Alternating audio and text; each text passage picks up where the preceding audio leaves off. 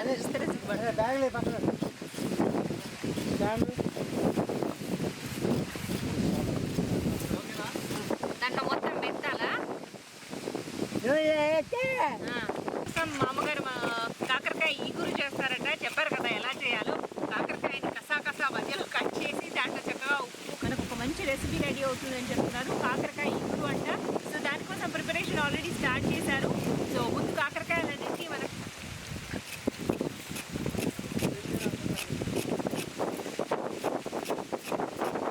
పొయ్యి వెలిగించుకోవాలా? అవసరం లేదంటే ఒకసారి తీసిన షార్ట్ మీరు కూడా 2-3 సార్లు వాడుకోవచ్చు కదా, అలా ఉంటుందా? అంటే ఎట్లా అర్థం కాదు.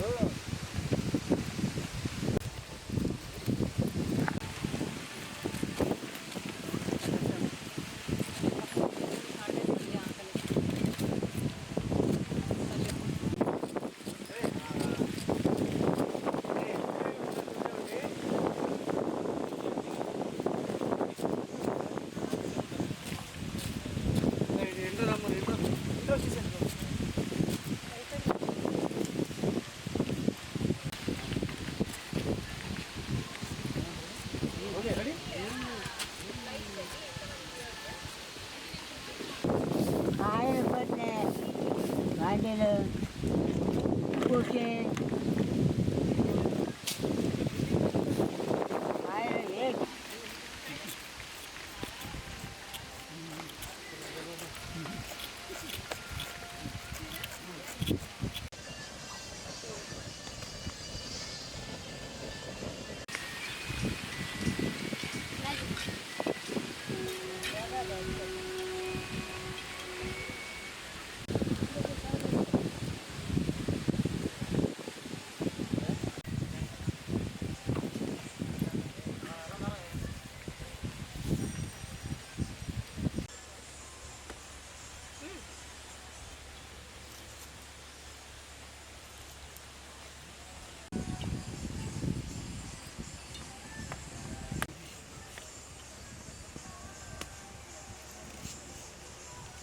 ముంజలు అయిపోయాయా?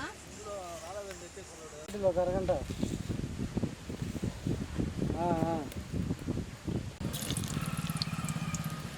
వేచా ఏమేమి ఉన్నాయి దాంట్లో ఇప్పుడు?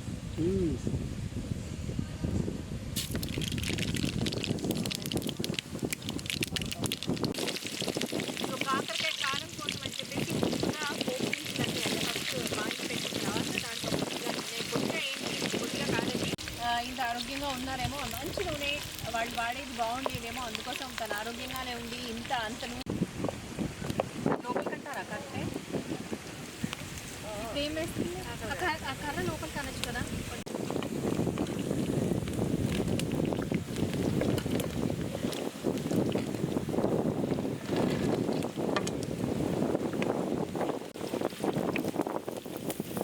అమ్మ పసుపు ఎప్పుడు వేస్తావు? పసుపు పసుపు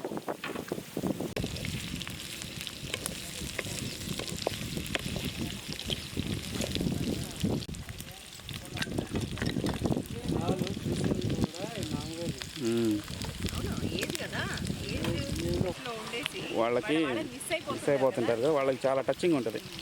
ఖచ్చితంగా వస్తుంది మాకు. సో బిఎస్ ఛానల్కి మా ఛానల్కి 2 lakhs సబ్స్క్రైబర్స్ తేడా ఉంది.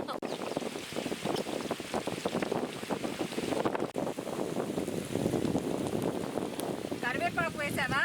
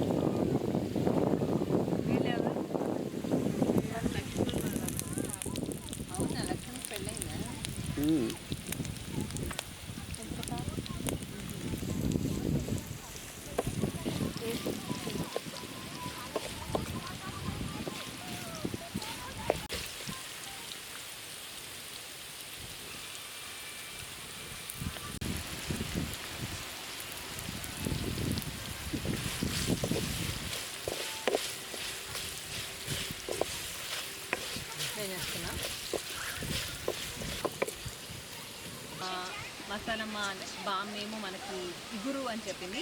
సో దీనిలో తర్వాత నూనె కాగిన తర్వాత దాంట్లో కొద్దిగా పోపు దినుసులు వేసి ఆ తర్వాత ఉల్లిపాయలు వేసి అవన్నీ కూడా వేసి చక్కగా వేయించారండి. సో అవంతా కూడా ఎలా ఉందంటే డీప్ ఫ్రైకి అండ్ నార్మల్ ఫ్రైకి అంటే షాలో ఫ్రైకి మధ్యలో ఉన్నట్టుగా ఉన్నాయి.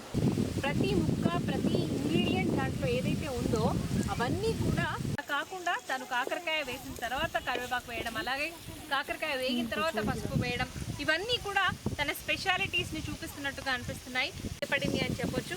సో నేను చూస్తున్నానండి, టేస్ట్ అయితే చాలా చాలా టేస్టీగా ఉన్నాయి.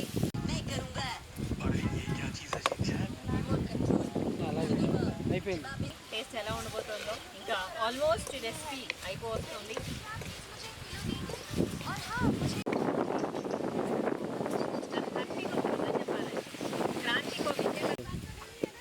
మా టేబుల్ నుంచి చేపట్టు అలా ఊరికి అయిపోయింది.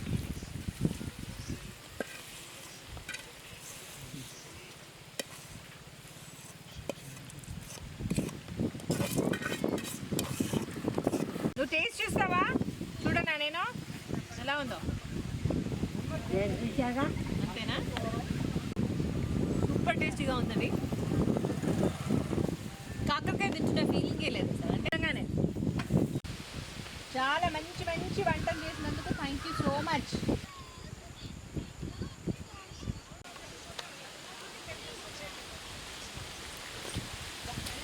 పెట్టుకోరా.